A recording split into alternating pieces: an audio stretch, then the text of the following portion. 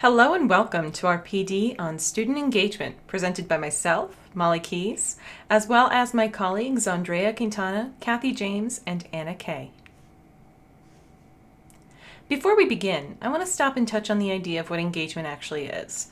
For the past few months, we've noticed that the words participation and engagement have been used almost interchangeably.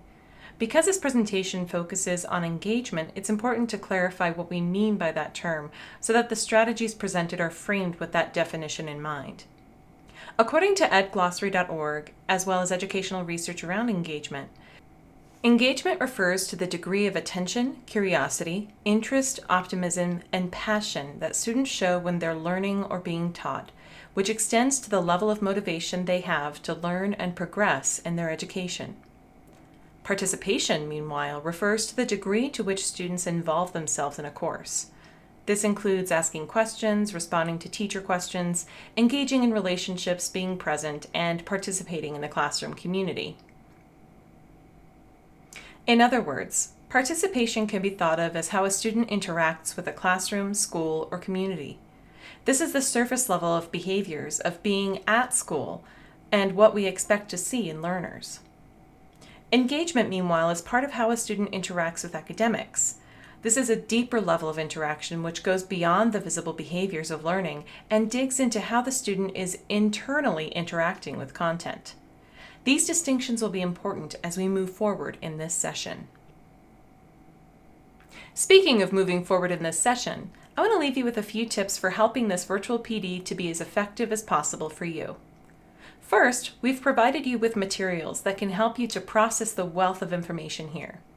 You should have received a guidance document with links to guided notes, slide decks, and individual clips of this larger video. These can help you to access material now more deeply and follow along, as well as resources to access later to remind you of the content presented.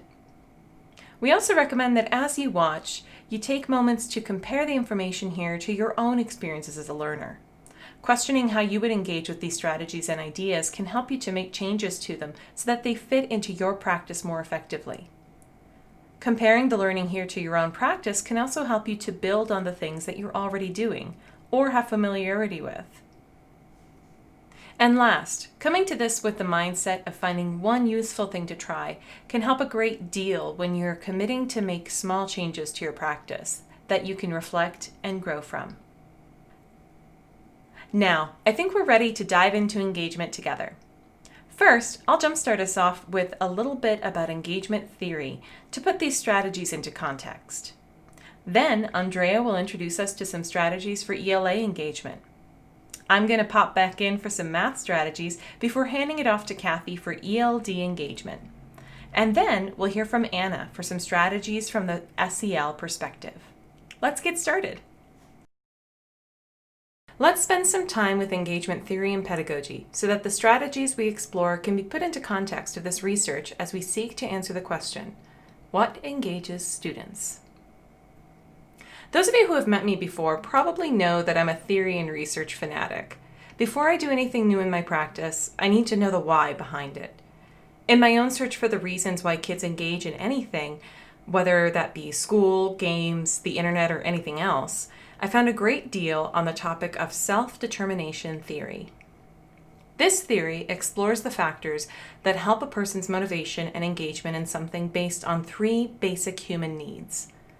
Competence, or the need to be effective in an environment. Autonomy, the need to feel in control.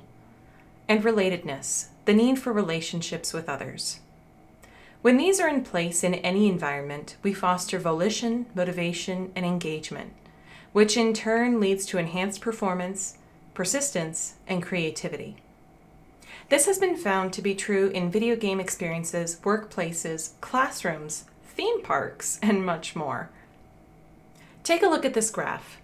This is a visual representation of self-determination theory that helps us to visualize how well an environment meets these three needs.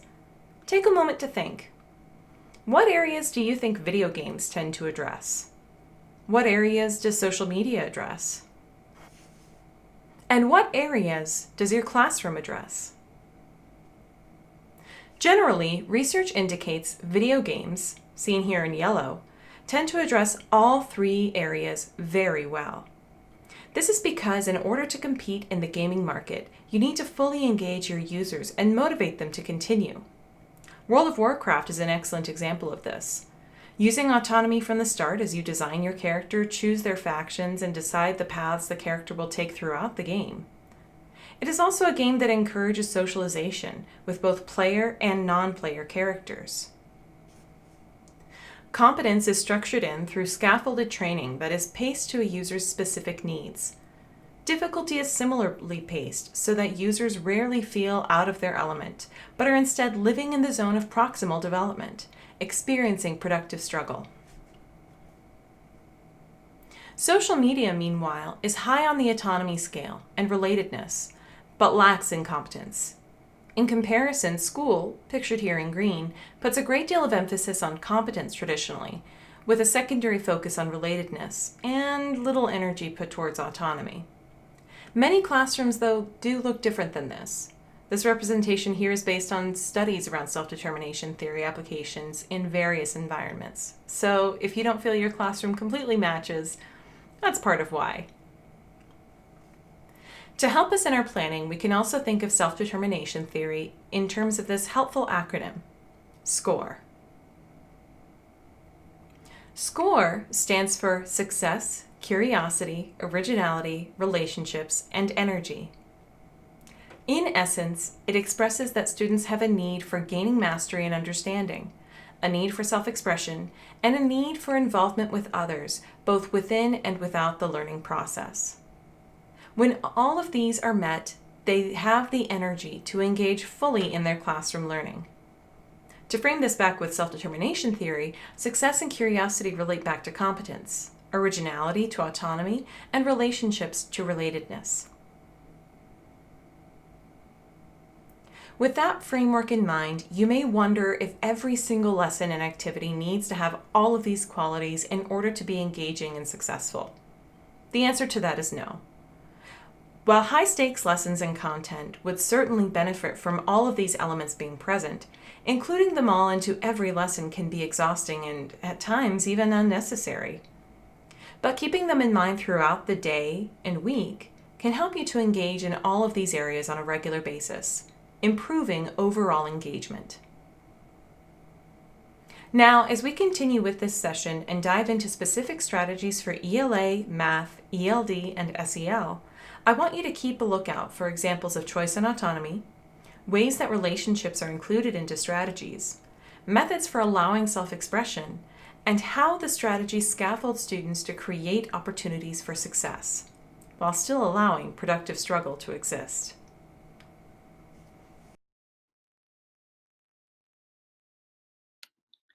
Hello, and welcome to Engagement Strategies, the Power of Student Voice in English Language Arts. My name is Andrea Quintana, and thanks for being here with me.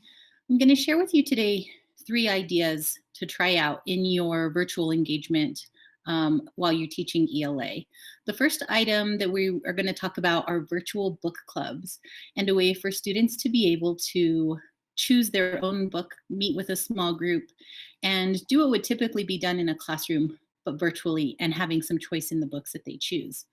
The second idea will be fluency checks and daily reflections using Flipgrid as an opportunity for students to be able to share their thinking using their voice and to be able to communicate with their community and share ideas.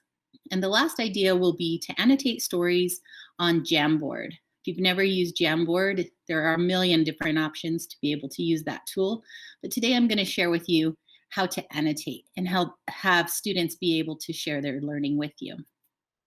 So why engagement, and especially during language arts?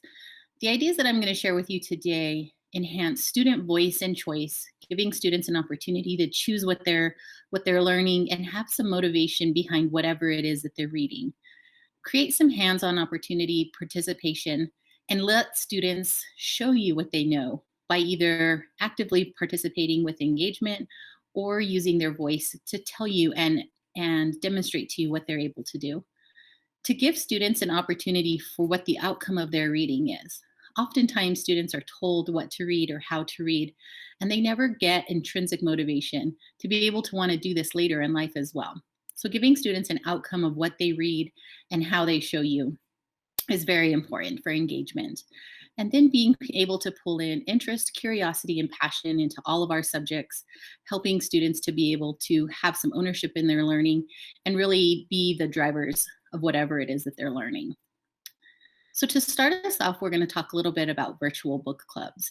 And you can see here I've created a choice board of different books that the students can read and engage in. And as students choose which book they want to be able to read in, they're going to be able to access audio features also. So if you have a student who is not as proficient of a reader as another student, but they have the same interest in learning about a content or a topic or an author, they're going to be able to engage in the same book club using audio features. Making sure that your students have question boards to kind of guide their reading and help them think and pause after each chapter, after each section, so that they're all on pace and working through a book club with prompts and ideas to consider. Using breakout rooms to allow students smaller groups so that they can really dive in deep with text and make connections and also create a community of learners. And this breakout can change every book or every couple chapters if you have large numbers of students. And also building in daily reflections into whatever it is that they've read, making sure that they can connect with the story, the setting, or the author, the feelings that are happening in the story, so that they're not just reading empty, but they're actually making a connection. Using Flipgrid to really help with some fluency checks. This gives you the opportunity to listen to students read in an asynchronous atmosphere. During in-person classrooms, you would often sit with a student one-on-one or even hear them at the next table being able to read. Flipgrid gives you this opportunity to hear students read in their own home environment.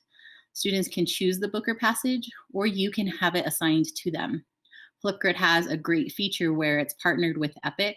So many of the Epic titles are already embedded into Flipgrid lessons, where students can read the whole entire passage or the entire book. You can also use this as a retail option for your non-readers or for your emergent readers, where they can listen to a book, have it read to them, and then tell you what they heard and recall key details. This also gives them an authentic audience if you choose to have students listen to each other and give each other comment or feedback. This is a great opportunity for students to really be able to amplify their voice, and these can also be shared with families. Using daily reflection is a great way to really empower students and help them think about what it is they're learning and why it is that they're learning it. This is a great opportunity for you to hear what students learned every day during your lessons and find those gaps or holes that might have been missed. Allowing students some imagination and some inspiration into whatever it is that they're learning, daily reflections give you an opportunity to also connect with your students and take things a step further or to check in with some connection. Also, the opportunity to give daily feedback, individual to your students. This can be written or also in a voice. So consider using Flipgrid for daily reflections. Flipgrid.com is free for all educators and is able on all devices. It connects to Google Classroom, you can add it to Seesaw, or you can send codes to families that they can connect on their own. The opportunities in Seesaw or in Flipgrid are amazing. You have a discussion where you can add in your own prompts or your own topics for your students to be able to work through. The Discovery Library gives you tons of pre-created activities that you can just add in and modify for your own students, as well as partnerships with amazing educational resources.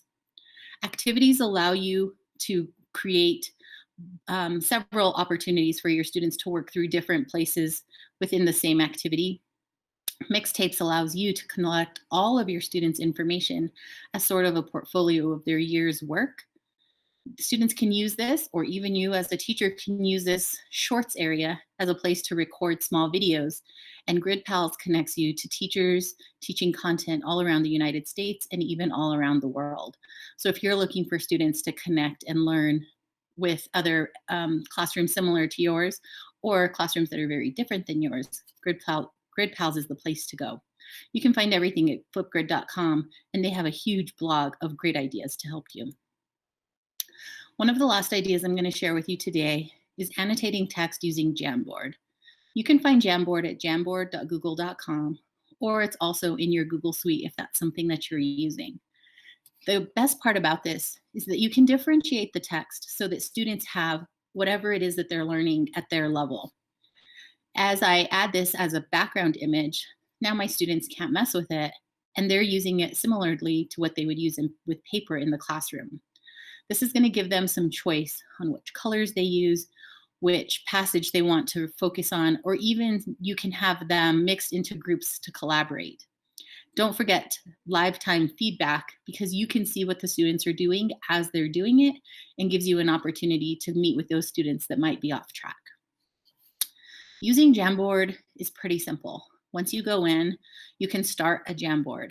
Up at the top, it gives you an opportunity to set the background or add in images, which is where you would add in that text right there with the plus button. You can add in multiple pages as they go across, and by dropping down the arrow right here, you're able to see everybody's work simultaneously. Each student can have their own Jamboard, or each student can have one page in an entire class's Jamboard. They have a bunch of different options right here of different tools that they want to use, which colors, which size, and how they want to annotate their text. They can always erase things. Sticky notes with the yellow arrow right here adds a great opportunity for students to add in text or highlight or tab pages that they're working on, similar to what they would do in a book. And then the pink arrow is going to show you how students can add in text. So all of these options right here can be added in for choice for helping students to be able to annotate, and the opportunity for them to collaborate on the same Jamboards together, working through the same problems. These were just a couple different ideas for really high engagement student participation and making sure that your students have voice and choice in what they're learning. These are just a couple ideas, and I'm sure hopefully it sparked a million more ideas in your brain. Thanks for joining today. And please let me know if there's any way that I can help support this learning further. Hopefully you guys have a great day. Thanks. Hello again, it's me, Molly, though I don't think you needed me to tell you that. I'm here to talk to you about engagement strategies for math. In this section, I'm going to guide you through two strategies in math. The first is called Try It, Talk It, Color It, Check It, brought to us by two teachers from San Antonio, Texas, who redesigned this strategy specifically for the online setting. The second strategy is called the 3-Read Protocol, a widely used strategy that comes to us from San Francisco Unified School District, and modified here by me for the online or blended learning setting. Let's dive in. Try It, Talk It, Color It, Check It is a strategy for helping students to work through challenging math problems through a blend of individual, small group, and whole group practice. In this process, students are given a math problem, either the same for a whole class or different ones for a varied group of students. They first try to solve the problem independently to begin their thinking process. They are then broken into breakout groups to talk through the problem and come up with a solution. Students then color code their solution to demonstrate their confidence in their answer. After that, students return to the whole group for a debrief. To really understand why this strategy is so effective, we'll need to check out each part in detail. In the Try It part of this process, students are presented with a math problem. Here you can see the instructor used a Jamboard to show all 4 of the problems the class will be working on throughout their time together. They began with the first one, circled here. Students would begin working on this problem on their own. As a note, the problem on this specific example is probably a little too high for your own students, but the strategy itself is still a powerful one for any age group. In the Talk It section, students are sent into breakout groups, ideally in pairs or small teams. In this section, students choose one member of the group to act as a scribe to keep track of the group's thinking in detail in the workspace. They can do this either by drawing their process with the pen tool or by typing it. Here you can see that the teacher included a method for how the scribe would be chosen, helping to facilitate that aspect of the group work. In the Color It section, the group picks a color-coded sticky note to communicate their confidence in their answer. Green means that they understand it well enough to teach it to others. Yellow means that the students have ideas but are still working through the process and they're feeling a little uncertain. Pink means that the students need help and that their answer is probably wrong. This part of the process helps the teacher to keep track of how groups are doing as they work through these problems. It also flags groups that may need extra assistance or check-ins. These are also groups to look out for as the teacher searches for misconceptions that the whole class can learn from. In the check-it stage, the students return to the whole group for a debrief guided by the teacher and the students with green sticky notes. The teacher uses the students' methods for solving the problem to guide the lesson and provide next steps for groups to try or changes they can make in their mathematical process. The teacher can also ask for individual groups to present their work to the whole class, followed by a question and answer session. After this debrief, the teacher introduces the next problem and the cycle begins again. This time, though, the teacher knows which groups to visit and work with on their problem to facilitate learning the content. This strategy engages students because through group work, they're able to work on the relatedness capacity of self-determination theory. They're also given agency in how they work through their problem, and by allowing them to communicate their level of mastery, we are providing them with agency in communicating their needs and accessing their need for mastery by using sticky notes as a scaffolded tool for learning. Now let's jump into the 3-read protocol. This protocol is specifically made for word problems and practicing skills for comprehension in the mathematical setting. In this process, students are presented with a story problem stem without a question at the end in order to help students spur their problem-solving skills. The teacher will read it aloud while the students listen with the goal of remembering the problem as best they can. Next, the teacher has a student or two restate the information from the story, followed by the teacher and students asking clarifying questions about the information and vocabulary as needed. After that, students are sent into breakout groups, either with a partner or a very small group. Students will read the story together again, this time focusing on finding the quantities present in the situation presented. For their 3rd read, students read the story aloud again, with the focus and attention aimed at asking a mathematical question which could be answered with the values in the story. After their 3rd read, students choose a question to ask and answer it mathematically, showing their work and thinking. Last, the class returns to the whole group to debrief the problem, ask questions, and prepare for a 2nd round. Now let's dive into each read to see in detail what this strategy looks like in the classroom. In the 1st read, students are presented with a math story problem which will be read by the teacher. The teacher will ask the students the focus question, "What is this situation about?" This helps students to form a surface level of understanding of the text and what it is presenting them with. The teacher calls on a student to restate the story and follows this with clarifying question. Here's an example. Tasha wants a pet. She goes to the animal shelter to ask how much it will cost to adopt and care for a dog. The vet at the shelter tells her that big dogs have an adoption fee of $200, a vaccination fee of $300, and that they eat about 35 pounds of food per month. Small dogs have an adoption fee of $300, a vaccination fee of $450, and they eat about 18 pounds of food per month. The vet says that dog food costs about $3 per pound. When the teacher asks a student to restate the story problem, they might say that the situation is about a girl who is thinking about adopting a pet, and she wants information about the cost of each kind of dog before she can choose. The student may then ask clarifying questions like, "What is a fee?" or "What do they mean by per month?" In the 2nd read, the students have now entered into their breakout groups and are reading the story again, focusing on the key question, what are the quantities in the situation? Students will look at both quantities and units, as well as form an understanding that some quantities may be implied in stories using language like some or a few. In this case, you can see that students choose to also highlight what each quantity is related to so that confusion could be avoided, as well as the units, pounds per month, dollar quantities, and per pound. In this way, the quantities, units, and variables become much clearer. In the third and final read, students focus with the key question, what mathematical questions can we ask about this situation?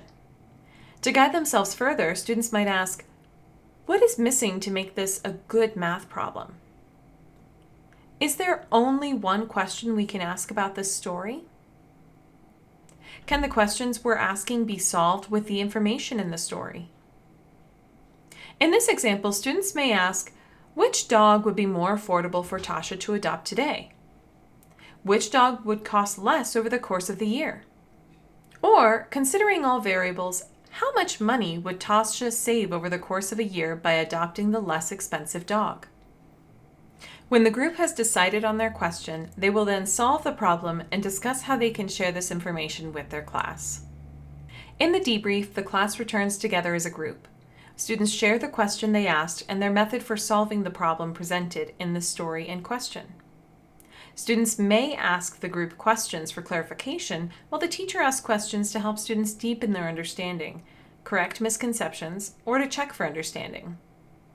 This process can be repeated several times with different stems. This time, let's use SCORE as we evaluate why this strategy is effective. First, students have a need to find success, and by providing structured reading of the problem, we're increasing their comprehension of the problem, therefore increasing their likelihood of success. They also have access to peers in this process as thinking partners so that they have support in creating their product. We access student curiosity through this process through questioning, both in utilizing key questions that guide student work and also in encouraging students to ask their own questions.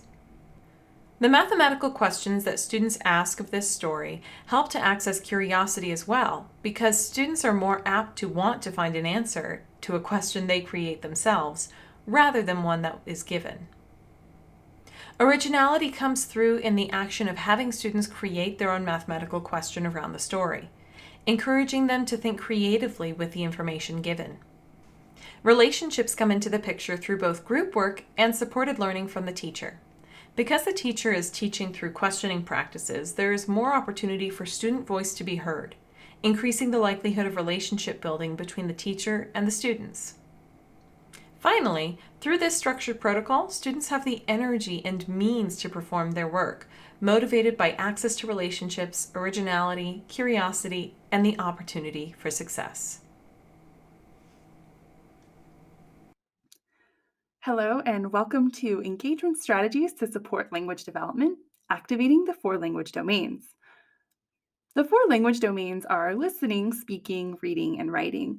All of our language learners in Albuquerque Public Schools have their access scores, which give us an indicator of which of these domains are their strongest and which ones are the areas to work on the most.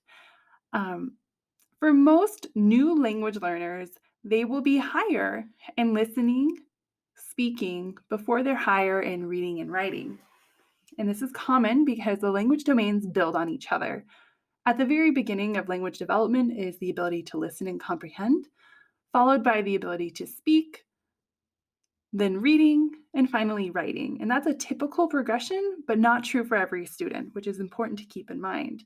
In a regular classroom, we are engaging our students in these 4 language domains constantly. These are integrated throughout all of our curriculum, and especially in our ELD time. This, however, is harder than ever before in a digital and online setting.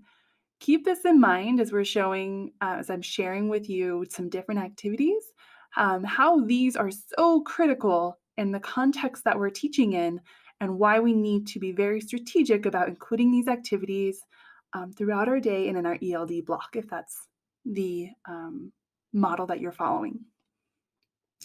So we're going to first talk about listening. This is the first language domain to emerge for a language learner in a typical progression. In order for us to really foster strong listening skills and the ability to comprehend the English language, we need to offer rich and varied listening experiences, which build knowledge. This gives them background knowledge in the English language for different topics that they can draw on when learning to speak and write and read on other topics as well. These different varied activities are going to be a model for their speaking once they have heard many different rich experiences, including academic language and social language that they can use um, as they progress in school, both in this virtual setting and eventually in person as well. So I have for you an example, and it is a guided virtual field trip. There are many free virtual field trips available. Some of my favorites are on Nearpod, but I went and found a experience that we get to do today, which is a virtual field trip to the San Diego Zoo. Welcome to the San Diego Zoo website. Here at the San Diego Zoo website, it's very rich and robust and has a lot of learning opportunities for your students. We're going to spend time today in the video section where we will find live webcams for the different animals that are at the San Diego Zoo. It's like going to the zoo as a field trip together. We are going to go to the elephant cam and we're going to observe their habitat. The teacher is going to narrate the first time we visit to really build some new language and some background knowledge for students. By clicking on the elephant cam, we are transported to the habitat, and once inside the habitat, we can start noticing that there are elephants from different that are different ages. They all look to be the same species. I can tell by looking at the shape of their ears, their tusks, legs, their torsos, and their trunks. They all appear to be very similar. They remind me of the African elephant, which is different from the Asian elephant. And inside their habitat, I notice that there's a lot of dirt. There's shade coverings for the animals. I see that they are in a sort of pit area with a little bit of water. I notice that there's a corral with vegetation in the middle. And I see that there are red cylinders that are propped up on the gates. They're like suspended on them. And I wonder if those are used for feeding the elephants, if that's part of their diet. I'm looking for evidence of enrichment, and I don't see any right now, but I wonder if we check back later if we will see any enrichment activities they have for the animals. I spot two calves, and it looks like one is adolescent or just a smaller adult, and two larger adult elephants. And that's what I'm noticing in our habitat today. Virtual field trips are really rich experiences for students to build up knowledge while listening, and they can then transfer that knowledge to speaking. And when students engage in speaking tasks, it's important to remember that you need to engage your students in safe and guided opportunities to speak to each other. These social experiences, getting to know your students and their families and talking about things that they're interested in, builds confidence and builds a community of communication that you can then bridge to talking about content. But you can't forget the foundation, which is confidence and knowledge of the language and having lots of practice opportunities with it.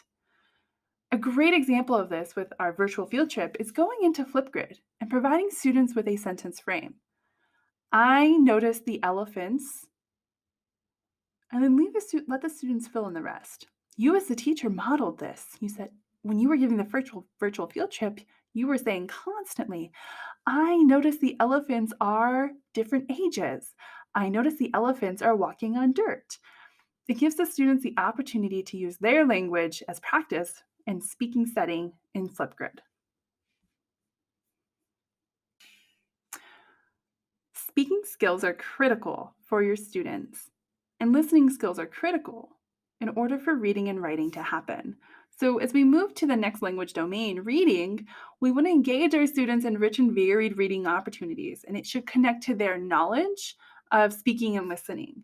So when you've already had this really fantastic virtual field trip where we're listening, and I had a really great opportunity to talk about all of the different things that I noticed about elephants, I can then go and read more about them. And the model activity I have for you today is based on student choice. So we're going to go back over to the San Diego Zoo website.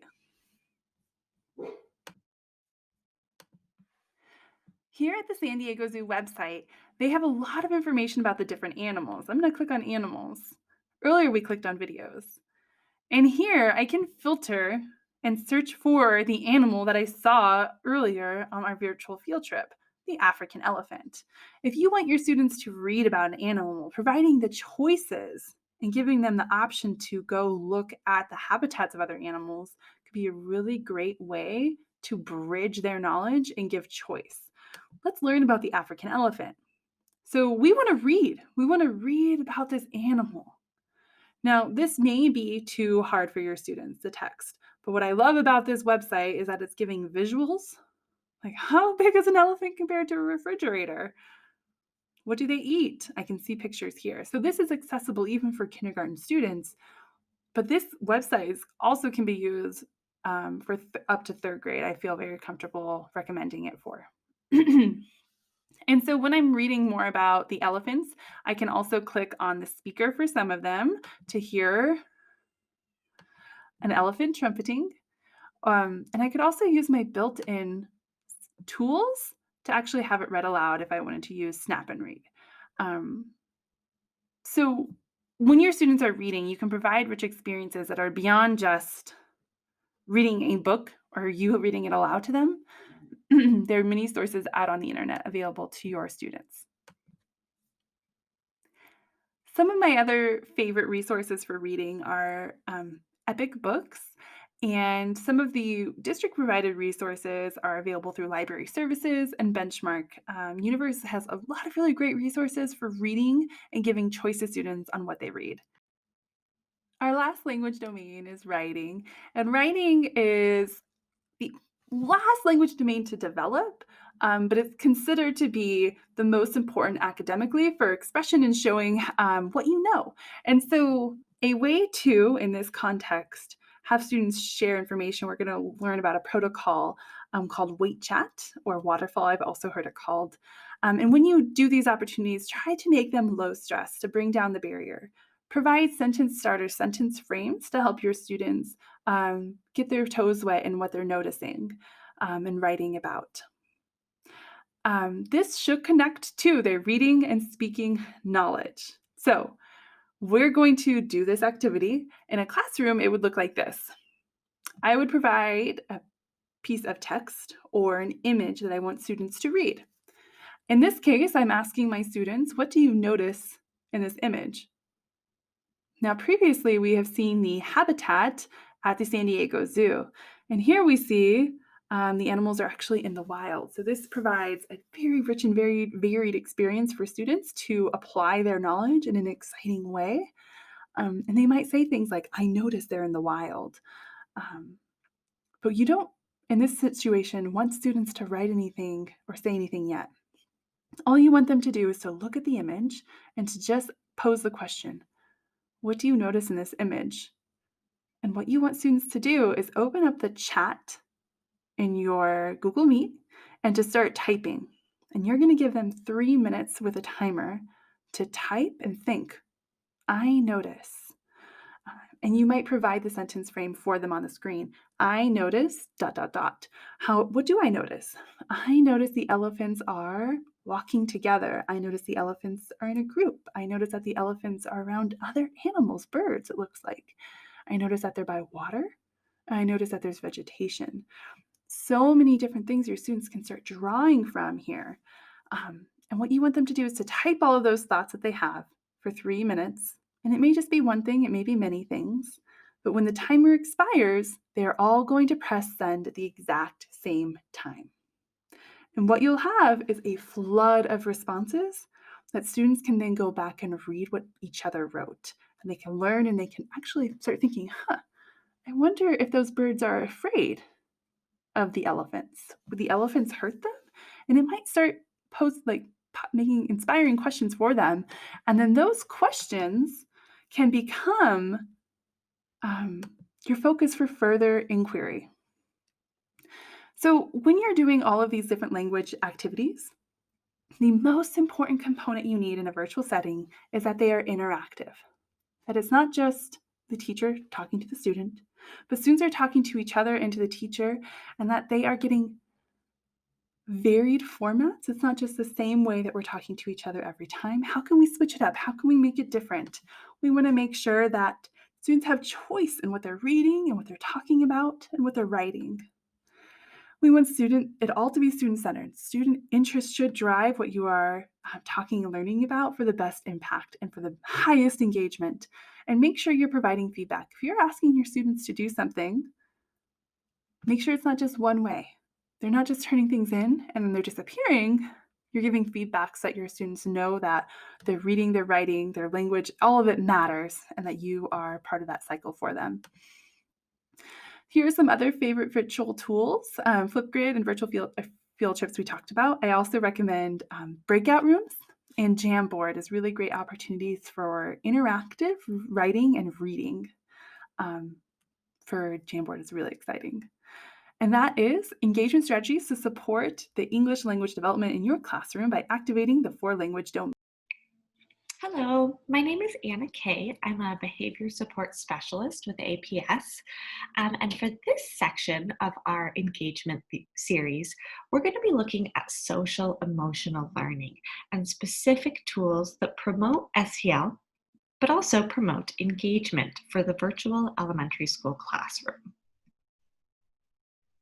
So I know you've already taken a really deep dive into self-determination theory and engagement, but I just want to take a moment to point our attention to the interconnectedness between SEL and engagement and how these two maybe separate seeming tools just fit so beautifully together, right? When we're thinking about social emotional learning, we're thinking about applying knowledge and skills and attitudes to help both adults and students develop healthy identities, manage emotions, achieve personal and collective goals, feel and show empathy for others, establish and maintain supportive relationships, and make responsible and caring decisions. And there's just such an obvious connection with this idea of identity and achieving personal goals and the competence and autonomy that self-determination theory seeks to explore and explain.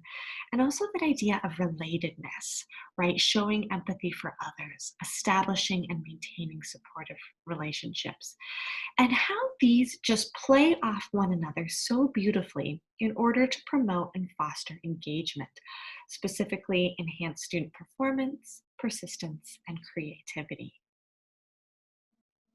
We also know that there's just this beautiful dance, this balance between the idea of engagement and developing a strong community of learners, right? As we increase student engagement in our virtual classroom, that helps to build a strong community.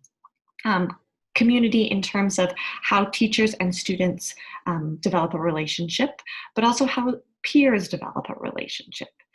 And as we have that strong community of learners, that in turn helps us to create increased engagement in our classroom, which is particularly important now in the virtual world. We know that relationships have to be at the forefront of our instruction. That's a part of trauma-informed instruction and really important right now for students. We also know that we need students to demonstrate persistence and creativity and agency in their learning. These two sides of this dance can be challenging in the virtual classroom. So we need to think about actionable steps we can take in order to deliberately promote this strong community and increase student engagement. And today we're going to look at these actionable steps, and we're going to be led by this wheel of social emotional competencies. This comes directly from CASEL, which is the Collaborative for Academic, Social, and Emotional Learning. I encourage you to explore their website.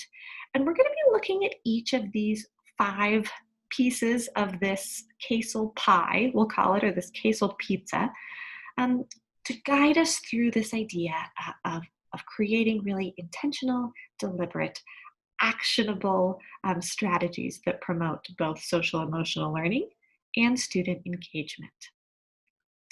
Now, I'm not going to go over everything on each slide, so you might want to take some time to pause this and maybe reflect with your staff and maybe even add to these lists. I'm sure you have some of your own ideas that could absolutely be incorporated into each of these 5 competencies. So let's start with self-management, or the ability to successfully regulate one's emotions, thoughts, and behaviors. One way of doing this is by providing students with structured choice, which is an intervention that gives students a sense of control and agency. One way to do that in the virtual setting is by using choice boards.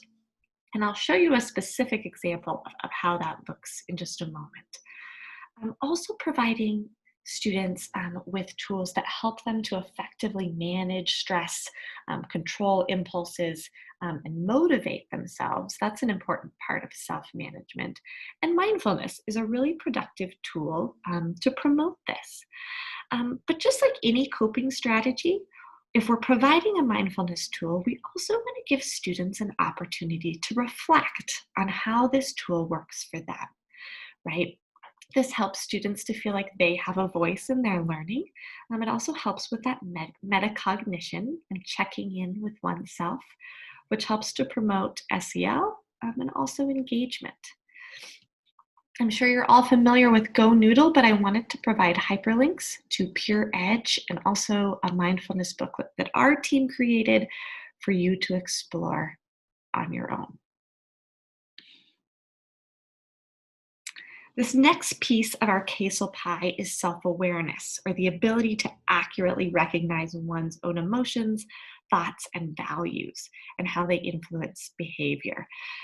So I want us to really, as we're thinking about self-awareness and we're thinking about SEL in general and engagement, to really think about those routines and rituals that we're building into our classroom. Routines and rituals provide a sense of safety and predictability. They're incredibly important now as so many students maybe feel like they don't have that sense of predictability and safety perhaps as much as they did in the physical classroom. So one way to promote routines and rituals and also focus on self-awareness and engagement is giving students the opportunity to share their own strengths, right? This can be one thing I did well today, or maybe using breakout rooms for students to share one thing they're good at or a skill they have, or maybe even an opportunity for students to teach a skill to the rest of the class. Thinking about how we're giving students the ability to accurately assess their own strengths, and also building in this routine and ritual so it's intentional and deliberate. So one way to combine self-management and self-awareness is by using a choice board. I encourage you to take a moment to pause the video here and really pore over these choices. Within this choice board, I've given students the opportunity to pick three tasks that they're going to create or they're going to complete, which promotes self-management, agency, and autonomy. I also encouraged them to do a little self-reflecting and explain why they chose the boxes that they did. Now I have a star here because that's one of the must-dos, one of the boxes they must complete, because it's important that I give students an opportunity to self-reflect and explain why they chose the boxes they did, right? In this sense, they're building this self-awareness from an academic standpoint, but also promoting that self-awareness from a social emotional standpoint. Next, we're diving into social awareness, or the ability to take the perspective of and empathize with others. One way to do this is through appreciation circles. So where students have the opportunity to notice one thing that a peer did well. If we're doing appreciation circles, I personally feel like it's really important to do this synchronously, right? Because this helps to develop that relatedness, that relationship within our classroom. But we could use a tool to do this asynchronously, like Flipgrid or Seesaw. Scout is another tool that helps to promote social awareness, where we ask students to look for specific SEL attributes.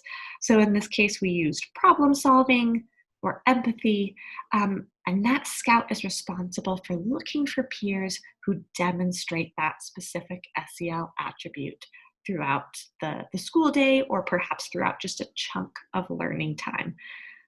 Probably synchronous learning time would be the easiest way to do this. And now we're going to shift to relationship skills, right? Our other green section on this queso wheel, which is the ability to establish and maintain healthy and rewarding relationships. One way to do this is to give students opportunities to practice and demonstrate active listening.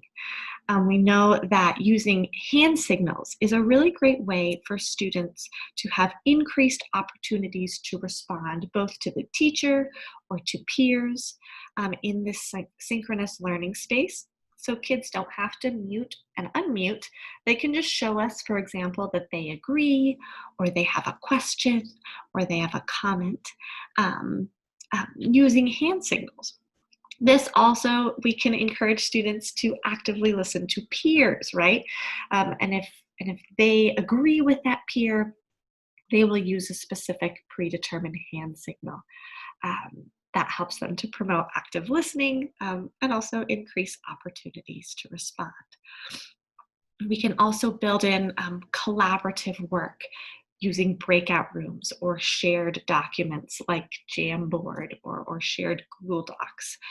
Now with breakout rooms, remember, especially with our young ones, we want to make the time in that breakout room short, maybe 3 minutes. And we also want to give them a really specific task to work on. We can build in that self-awareness and that self-reflection when we call students back to the big group and asking them to reflect on the experience and also share out the work that they completed with a peer. And now sliding into this last wheel, this responsible decision making. This is the ability to make constructive choices about personal behavior and social interactions based on ethical standards, safety concerns, and social norms. One engagement strategy that I love is this idea of Feedback Friday.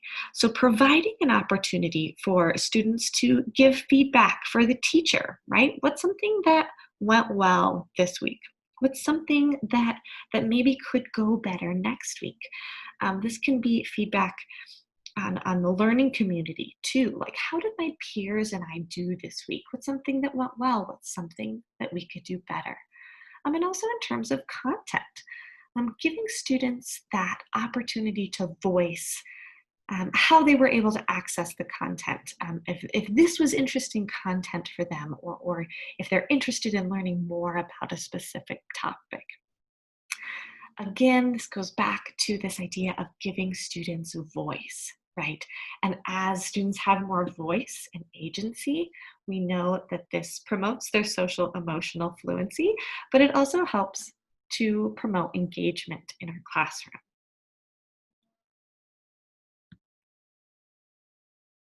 So I know this was super fast. Our goal is to deliver these in short chunks for you all.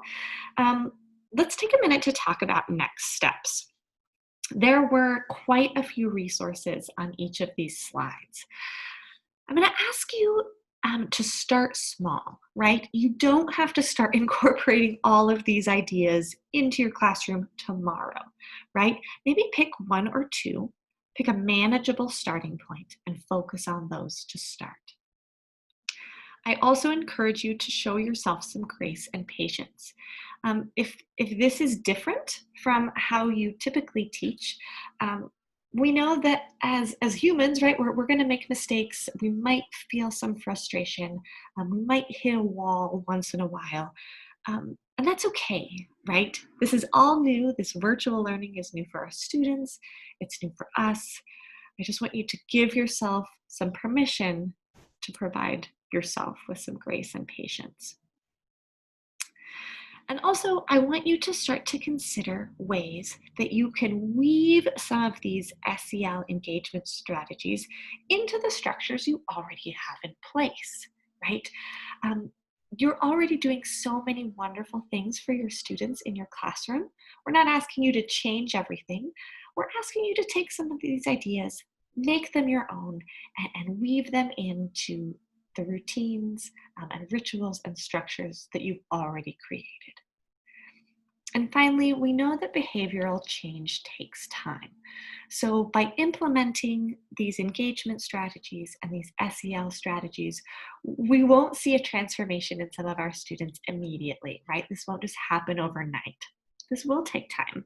And just giving, again, yourself some grace and patience with this, and also your students to see that this is the SEL journey and the engagement journey is a marathon and not a sprint. Um, and as we continue to chip away at it, we begin to see large changes for our students, large changes for our instructional practices, an eventual transformation, albeit not immediate transformation. I'm going to leave you here, and I'm going to encourage you to take a moment to reflect back on these slides and think about where you might like to go next with these engagement strategies and these SEL strategies. Maybe this might even mean pulling in a colleague and collaborating on this. Again, I just want to thank you for taking some time. I appreciate the work you're doing to support your students. I appreciate the work you're doing to support our Albuquerque community. Thank you, and I look forward to working with you in the future.